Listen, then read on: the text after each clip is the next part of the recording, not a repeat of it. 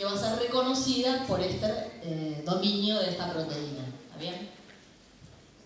Y obviamente, de acuerdo a qué residuo esté reconociendo y de acuerdo a qué proteína sea, si esta proteína reconoce este residuo, va a ser seguramente una proteína que intervenga en la señalización celular.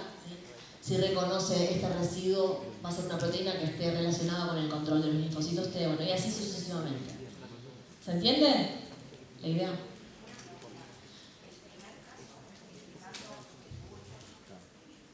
No, este es el todo, el caso de multi.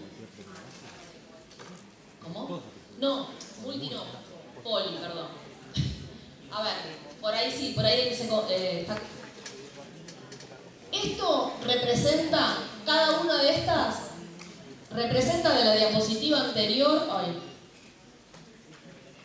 sí, de esta diapositiva representa esto, poliubiquitinación, si yo no se los dije eso. ¿Sí? Si nos referimos a poliubiquitinación, se puede hacer de diferentes maneras, que es según digamos, acá se une siempre de la misma manera, ¿sí? La glicina del carboxilo terminal, en cualquiera de los casos, siempre el carboxilo terminal, la primera ubiquitina, ¿no? Que se une a la proteína diana, se une a una lisina determinada. Lo que va a variar después es a qué lisina de la ubiquitina, de la primera ubiquitina, se va a unir la segunda, la tercera. ¿Se entiende? Y siempre son enlaces isopeptídicos. Bueno. No, y esta la pasamos así rápido porque seguro que la doctora Damiano también la va a poner. Simplemente que en el año 2004 estos investigadores recibieron el premio Nobel porque descubrieron justamente cómo se produce ese proceso de degradación proteosomal. Bueno, y me gustó esta imagen porque muestra, les muestra todas las funciones celulares en las cuales están involucradas esta modificación química de las proteínas, ¿no? Bueno, ¿tienen alguna duda de esto? Después igual medítenlo cuando vean la diapositiva y el libro, ¿no?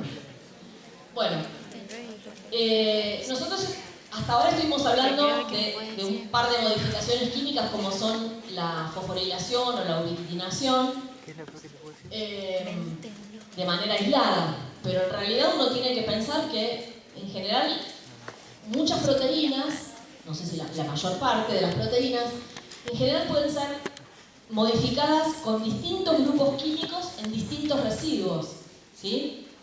¿Se entiende? Cuando, por ejemplo, en este caso se trata de una proteína que es la proteína P53, que la van a ver más hacia el final, en regulación del ciclo celular, la van a ver en apoptosis, en cáncer, bueno, después la van a recontraconocer a la P53. Es un factor de transcripción, ¿sí? Y es una proteína que se puede modificar por fosforilación, por acetilación, por un proceso que se llama sumohilación. El grupo sumo es también un péptido, es parecido a la ubiquitina. Bueno, digamos, varias modificaciones químicas. Y lo mismo va a pasar con las histonas. La semana que viene, cuando dé el teórico Florencia, van a ver las modificaciones de las colas de las histonas, ¿sí? Y van a ver que las histonas se pueden modificar con distintos grupos químicos. Acetilo, metilo, ubiquitina, acá sobre todo fosfato, con grupos fosfato, se muestran esas, pero van a ver que hay una gran cantidad de grupos químicos que pueden modificar la cola de las histonas. Y de acuerdo a eso va a ser la conformación de la proteína y la función. Entonces, lo que se dice es que estas proteínas que tienen múltiples sitios donde se pueden modificar, llevan inmerso un código combinatorio de regulación. O sea, no es tan sencilla la cuestión, ¿sí? Un grupo fosfato activa, porque hay que ver si el grupo fosfato está en determinada posición y si además en la otra posición hay un grupo metilo o hay un grupo, o hay una ubiquitina, ¿se entiende? Es bastante complicado el panorama. En general lo que suele suceder en las células es esto, que hay una gran red intrincada de señales que van a establecer determinadas modificaciones químicas en una proteína y esas modificaciones químicas van a tener que ser interpretadas o leídas por otras proteínas para después que eso se traduzca, digamos, en una función celular, ¿sí? ¿Se entiende esto? Bueno. Vamos, para terminar con esta parte de regulación de la actividad de las proteínas, ya me queda re poco y me falta todo. Vamos a rápidamente a ver los mecanismos irreversibles para la regulación de la actividad de las proteínas. Los que vimos hasta ahora eran reversibles. Cuando hablamos de mecanismos reversibles, hablamos de mecanismos que de alguna manera no tienen vuelta atrás. Uno de ellos es la ruptura proteolítica, que es un mecanismo que sobre todo existe en la conversión de las prohormonas o de algunas prohormonas a las hormonas activas. O sea, esas prohormonas quiere decir que la hormona se sintetiza como un precursor que es inactivo y se activa en determinado momento, y en general eso sucede por una ruptura proteolítica. Y también eso pasa con muchas enzimas que se sintetizan como simógenos inactivos. Las enzimas del páncreas, por ejemplo, que actúan a nivel del intestino, se tienen que activar recién cuando llegan a su sitio de acción, porque si no estarían degradando compuestos útiles para la célula, ¿no? Para el organismo.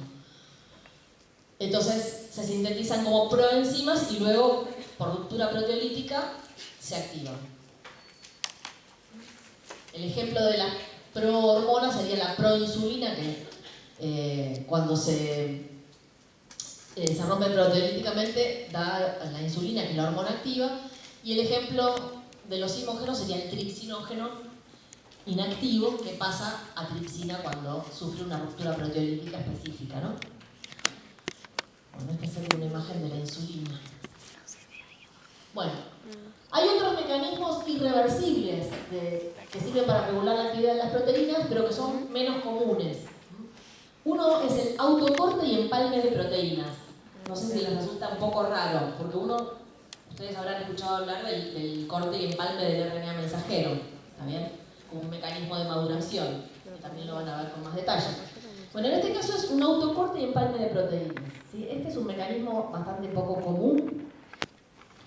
Y el otro mecanismo es el autocorte sin empalme, o sea, también sería como una ruptura de la proteína y una porción se pierde y la otra es la que queda activa.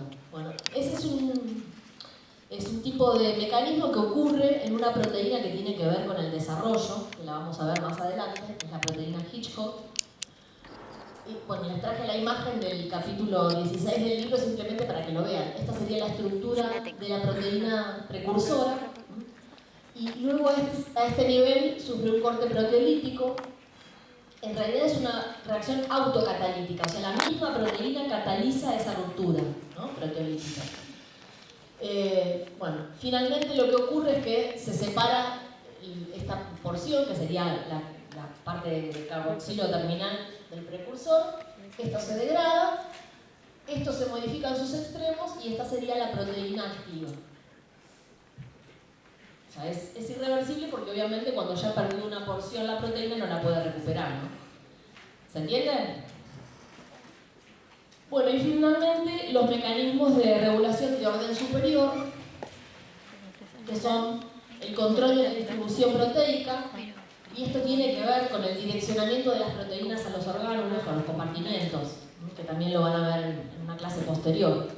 Saben que las proteínas en su secuencia tienen justamente o sea, la secuencia dice dónde esa proteína tiene que dirigirse para cumplir con su función, ¿no? Cuando se sintetiza. ¿Sí? Y así tenemos, bueno, proteínas que, si bien todas comienzan la síntesis en el citosol, algunas lo continúan ahí y luego se dirigen a su destino, y otras frenan la síntesis, se dirigen hacia el retículo y ahí continúa su síntesis. ¿Qué importancia tiene el control de la distribución proteica? O sea, que cada proteína vaya al sitio donde le corresponde ir. Bueno, por un lado, un mejor control de la entrega de sustratos y de la salida de productos. En el caso de las enzimas, obviamente, están compartamentalizadas. Y el hecho de estar compartamentalizadas hace que al mismo tiempo se puedan producir reacciones que son por ahí antagónicas, ¿no? O incompatibles. en distintas partes de la célula. Y bueno, y con respecto al control de la concentración proteica, tiene que ver justamente con la modulación de la síntesis y la degradación, según la demanda del entorno, o también el control dado por señales extracelulares, se refiere a eso. Pero tiene que ver con la modulación de la síntesis y degradación. Bien, vamos a entrar ahora a los métodos de estudio de la célula. No voy a terminar, ya estoy viendo el horario. De todos modos, no vamos a ver todos los métodos de estudio. Voy a tratar de dar, sobre todo con más detalle, los que van a ver esta semana en el trabajo práctico para que ya lo tengan visto. Y van a ser los métodos más importantes que, digamos, lo que nosotros queremos que sí o sí ustedes sepan, los que necesitan saber para desarrollar después el resto del curso. Los demás métodos no nos vamos a meter con mucho detalle, ¿no? Como el estudio de la conformación de las proteínas y demás. Y otros métodos que tienen que ver con la localización de las proteínas, que generalmente se realizan mediante técnicas de microscopía, se van a ver justamente cuando vean microscopía, así que ni me preocupo en darlo acá. Bueno, ustedes en el trabajo práctico número 2 de la semana que viene van a trabajar con una muestra biológica compleja, ¿no? Van a trabajar con fracciones subcelulares, tal como las aislaron en esta semana. ¿Se acuerdan que tenían una fracción nuclear? Bueno, los jefes encargados, los encargados de comisión y ayudantes, cuando preparan el trabajo práctico 2, obtienen todas las fracciones y después con esas fracciones realizamos el trabajo práctico número 2. Entonces, una de las actividades que van a tener ustedes, que generalmente uno hace cuando tiene una muestra biológica compleja, es medir la concentración total de las proteínas, ¿sí? Sin importar qué tipo de proteína tengo, una de las primeras cosas que hago es medir la concentración de las proteínas.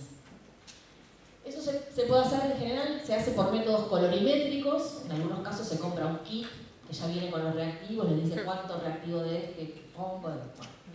Ustedes lo van a hacer usando un reactivo que se llama Bradford, que es un reactivo que cuando reacciona con una muestra que tiene proteínas, se aumenta la intensidad de color azul de acuerdo a la proporción o a la concentración de proteínas, o sea, más azul, más concentración de proteínas, ¿no? Dentro de determinado rango, por eso uno las muestras las tiene que diluir.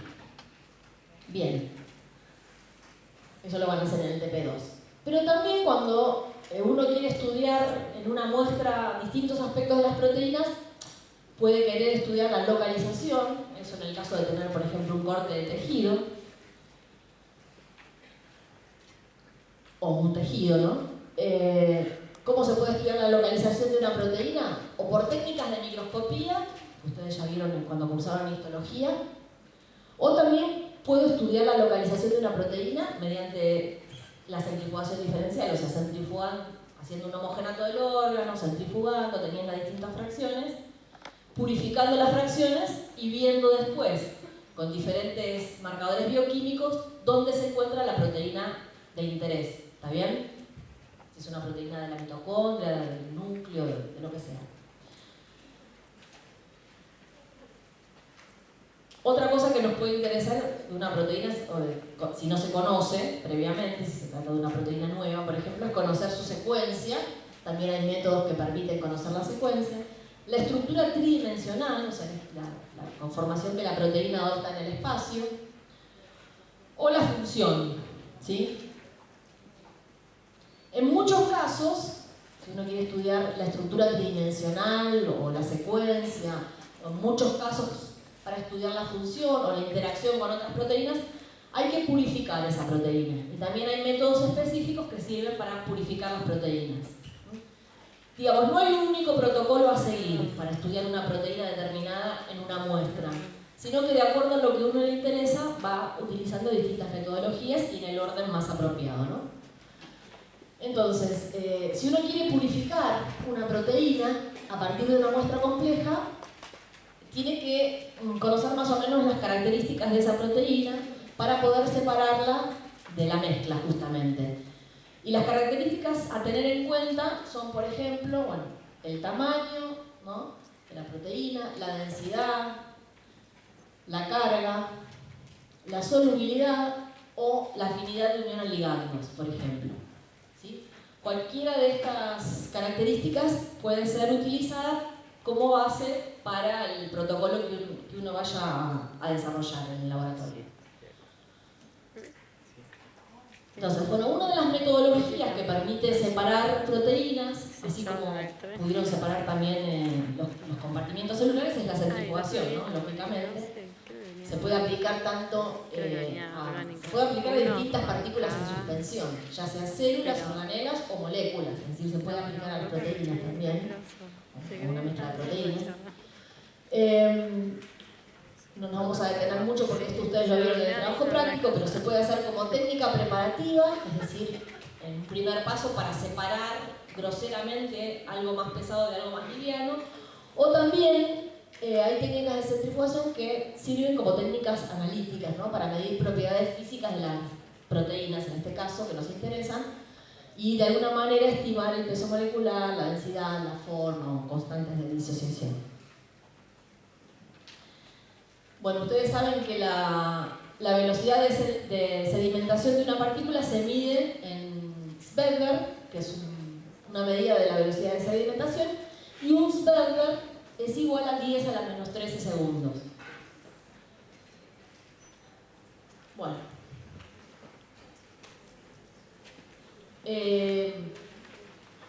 Acá se muestran en la imagen dos tipos de métodos de centrifugación, o sea que aplican la centrifugación. La centrifugación diferencial, tal como ustedes la vieron durante el trabajo práctico, que se acuerdan que uno tiene un medio adecuado, que puede ser la sacarosa, isotónica, ¿sí? Y en este caso, la mezcla, la muestra, digamos, que tiene proteínas grandes y pequeñas, se aplica una determinada velocidad de centrifugación y en cada paso se obtiene un pellet que precipita y un sobrenadante que se puede volver a centrifugar, obtener otra fracción y así ir purificando distintas fracciones de la muestra, ¿sí? El otro tipo de centrifugación es la centrifugación por zonas de velocidad, que en este caso se utiliza un gradiente de alguna sustancia, como puede ser la sacarosa, o hay otros tipos de gradientes que se pueden utilizar. La muestra se siembra en la parte superior y luego esto se va a centrifugar en un rotor especial que se llama rotor Swingy, que no rompe el gradiente y lo que hace es separar las distintas partículas, en este caso las proteínas, en distintas bandas, ¿sí? Acá tenemos pellets y sobrenadante y acá vamos a tener como resultado final de la centrifugación bandas, ¿sí? Cada banda va a tener una o más proteínas, de acuerdo a lo compleja que sea esa muestra, que se van a diferenciar en su tamaño y forma en este caso. Y después lo que se hace es, de alguna manera, ir separando cada una de esas banditas, eluyendo cada una de esas banditas, para ir separando las distintas proteínas en este caso. Bueno, otra de las técnicas que ustedes van a ver en el trabajo práctico 2 para separar proteínas es la electroforesis, ¿sí? La electroforesis, ustedes saben que es la separación de moléculas en un campo eléctrico. En general las proteínas en una electroforesis común se separan según la relación carga-masa, ¿sí? Sin embargo, se vio que muchas proteínas celulares tienen la misma relación carga-masa. Entonces, la electroforesis común no es tan aplicable, pero sí lo es un tipo de electroforesis que van a ver ustedes en el trabajo práctico, que se llama electroforesis en gel de poliacrilamida con 2-desilsulfato de sodio, o SDS-PENCH. Apréndanse el nombre. SDS-PENCH. Bueno, SDS es un detergente aniónico con carga negativa. Y poliacrilamida es una sustancia que cuando polimeriza forma un gel que permite después sembrar en ese gel las proteínas para poder separarlas, ¿sí? La poliacrilamida se puede preparar en distinta concentración y de acuerdo a la concentración que uno utilice va a tener un gel más apretado, o sea, con un tamaño de poro más chiquito o más grande.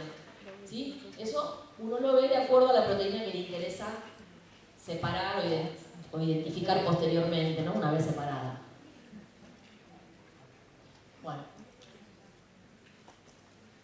¿Qué función tiene el SDS en esta electroforesis?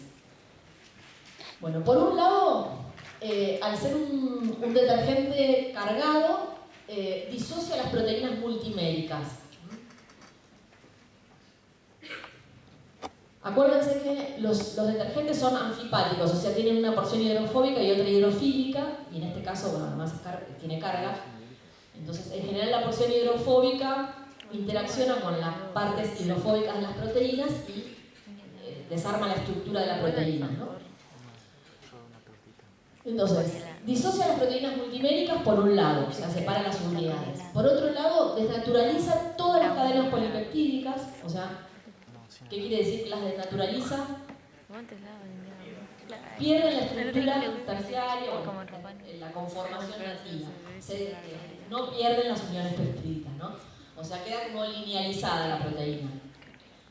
Y además, por tener carga negativa, recubre de cargas negativas esas cadenas polipeptídicas, de manera tal que nos independizamos de la carga neta de la proteína. Si tiene aminoácidos cargados, estas cargas negativas son tantas que enmascaran las cargas propias de la proteína. Entonces, como nos independizamos de la carga de las proteínas, la separación se hace exclusivamente en bandas según el tamaño de la proteína. ¿Está bien? Acá lo puse en amarillo y me olvidé de corregirlo porque en realidad no es la figura 335. Yo puse muchas figuras del Lodich para esta parte, pero sin embargo después esta la cambié por la del Albert. Lo tengo que cambiar, ahora cuando le suba el PDF lo voy a cambiar. Porque me parecía más gráfica esta imagen, pero está explicado bien en los dos libros, ¿no? Bueno, entonces tenemos acá las proteínas de una muestra, ¿está bien? En su estado nativo. Acá tenemos una proteína multimérica y acá tenemos una proteína que está formada por una única subunidad. Entonces, cuando se tratan con el SDS, ¿sí? Se pierde la conformación, se disocian estas proteínas, pero bueno, fíjense que estas dos unidades están unidas por qué tipo de unión. Una unión covalente que es el enlace disulfuro. Entonces, bueno, el SDS no puede romper el enlace disulfuro. Para preparar la muestra, además del SDS, se coloca una sustancia que es el beta-mercaptoetanol, que es un agente reductor. Entonces, el SDS hace todo lo que les dije, pero además el beta-mercaptoetanol rompe los puentes disulfuro. Intercadena o intracadena, ¿sí? Entonces se completa, digamos, mercaptoetanol. Beta-mercaptoetanol. Eso lo tienen en la guía, está en el libro, pero o sea, lo importante es que se linealiza la proteína. Entonces vamos a tener moléculas más largas y más cortas de proteína, de mayor o menor peso molecular. Y se van a separar justamente según su peso molecular, ¿sí? Esto sería el gel. El gel generalmente es una estructura plana que se polimeriza entre dos vidrios, ¿sí? Uno coloca la poliacrilamida líquida con determinados reactivos, se gelifica y después se siembran en un extremo las muestras, ¿sí? Este sería el gel. Entonces las muestras todas se siembran en lo que se llaman calles del gel, serían estas depresiones, con una pipeta automática se siembra una cantidad determinada de muestra y luego se aplica una corriente eléctrica que va a hacer que se muevan esas proteínas desde el cátodo hacia el ánodo. ¿Por qué? Porque todas las proteínas acá tienen carga negativa porque están recubiertas por SDS. Entonces son aniones, van hacia el ánodo. ¿Está bien? Bien. Entonces cuando termina, digamos, la electroforesis, las proteínas se van separando así como en banditas, ¿sí? Pero ustedes no las van a ver, las proteínas de las muestras, porque no las teñimos previamente. Lo único que va a tener color en esa muestra que nosotros sembramos es un colorante que se llama azul de bromofenol. Es un colorante de muy bajo peso molecular que lo que hace es marcarme el frente de corrida. Lo único que van a ver cuando transcurra la corrida electroforética es una línea azul que va a ir bajando, ¿sí? A medida que transcurre la corrida, sería esta que está acá. Cuando llega al final, ahí cortamos la corrida y tendríamos todas las banditas de proteínas que no las vemos. Para verlas, lo que tenemos que hacer es poner este gel en un recipiente con un colorante de proteínas, ¿sí? Que es un colorante, se llama azul de Kumasi Blue, que es un colorante relacionado con el colorante de Bradford, es el mismo. Entonces, al final de la coloración del gel, ustedes pueden llegar a ver estas banditas azules, como esto que se ve acá, ¿sí? Esto sería un gel coloreado. Esto es un esquema del libro, muestra las banditas en celeste para ejemplificar. Este es un gel verdadero, ¿sí? Con 3 muestras, por ejemplo puede ser una de las fracciones subcelulares. Ustedes van a correr fracciones y la idea es que cada tipo de muestra, acá no se ve mucho, acá parece todo como lo mismo, ¿no? Parece la misma muestra, porque se ve el mismo perfil de bandas. Fíjense, cuando hablamos de perfil de bandas, no sé, acá también tienen una banda más marcada, acá una menos, acá tienen también una más marcada, una bien gruesa. Las 3 muestras es como que tienen el mismo perfil. Si ustedes corren, por ejemplo, una fracción nuclear y una fracción citosólica, que son 2 fracciones completamente distintas, ¿sí? Van a ver qué diferente que es el perfil de proteínas de una muestra y de la otra. La idea es que ustedes comparen eso en el trabajo práctico. Y esto que ven acá en la primera calle es un estándar de peso molecular, ¿sí? Por lo general, cuando uno hace una electroforesis en gel de poliacrilamida, en una de las calles siembra un estándar de peso molecular, que es una mezcla de proteínas que sí están coloreadas. El estándar sí se viene coloreado, uno lo compra así. Y entonces, bueno, ven distintas bandas, cada una de las cuales corresponde a una proteína que tiene un determinado peso molecular, ¿sí? Bien. Sí.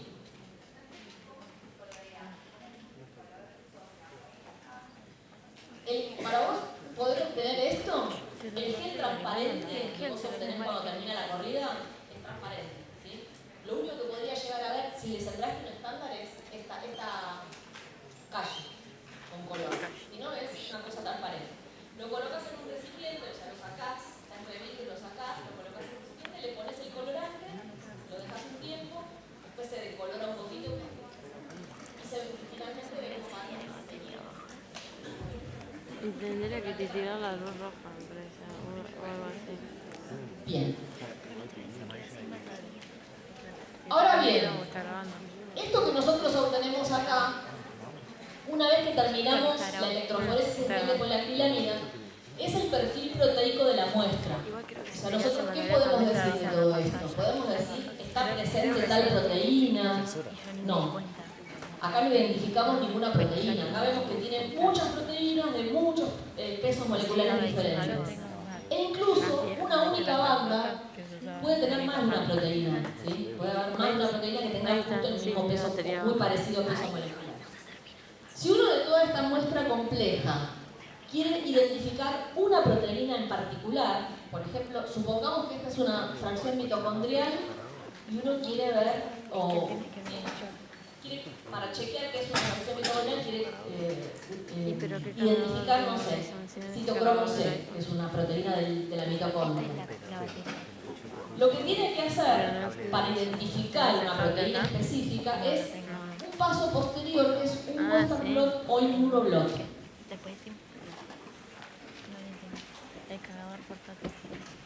O sea, esto se hace después de la separación de la electroforesis de poliacrilamida, ¿no? ¿En qué consiste?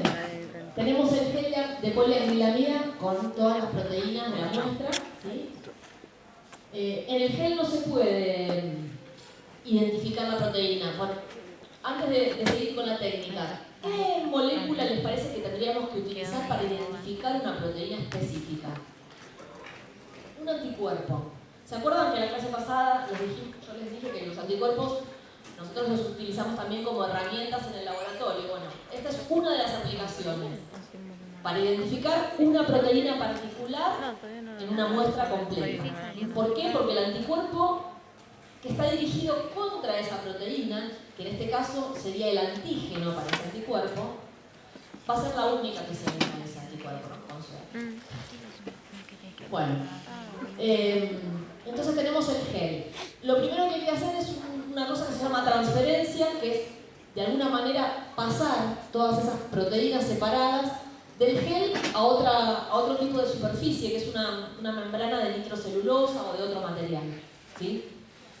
Entonces se hace también mediante un campo eléctrico, pero en este caso la transferencia se hace en este sentido, en sentido horizontal, no vertical. O sea, esto es como no sé, se calcara del gel a esa membrana, ¿sí? Las proteínas, ¿está bien?